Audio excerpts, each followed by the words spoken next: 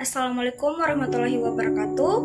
Saya Hatijah Karepesina, mahasiswa Program Studi Pendidikan Bahasa dan Sastra Indonesia, Fakultas Keguruan dan Ilmu Pendidikan, Universitas Hairun, angkatan 2024. Kini saya menginjaki semester 3. Tujuan saya membuat video ini adalah untuk memenuhi tugas mata kuliah filsafat bahasa, yaitu membahas tentang biografi dari para ahli filsafat bahasa itu sendiri.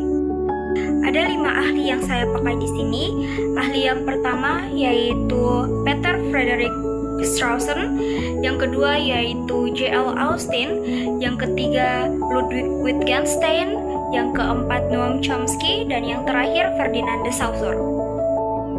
Yang pertama yaitu Sir Peter Frederick Strawson. Ia adalah seorang filsuf Inggris.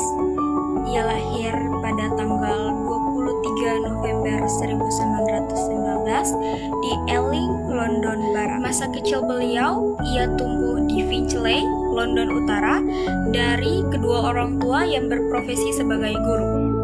Pendidikannya dimulai dari Christ's College, Finchley, lalu lanjut di John's College, Oxford. Awalnya ia mengambil jurusan sastra Inggris pada tahun 1937, lalu ia mengambil jurusan filsafat, ekonomi maupun politik atau disingkat dengan PPA. Kontribusi filosofi utama yang pertama yaitu On Referring tahun 1950. Artikel beliau ini adalah untuk merespons teori deskriptif dari Bertrand Russell. Beliau mengatakan bahwa Raja Prancis saat ini botak tidak salah, tetapi gagal untuk merujuk karena subjeknya saat ini tidak ada.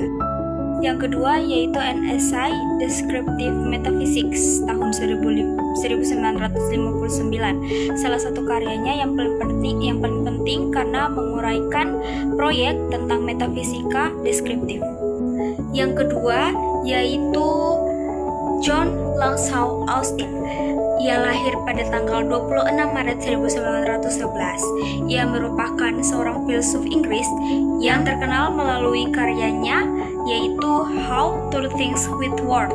Ia mengembangkan teori tindak tutur atau speech act theory yang menjelaskan bahwa bahasa tidak hanya digunakan untuk menyampaikan informasi atau pesan, tetapi juga digunakan untuk melakukan tindakan.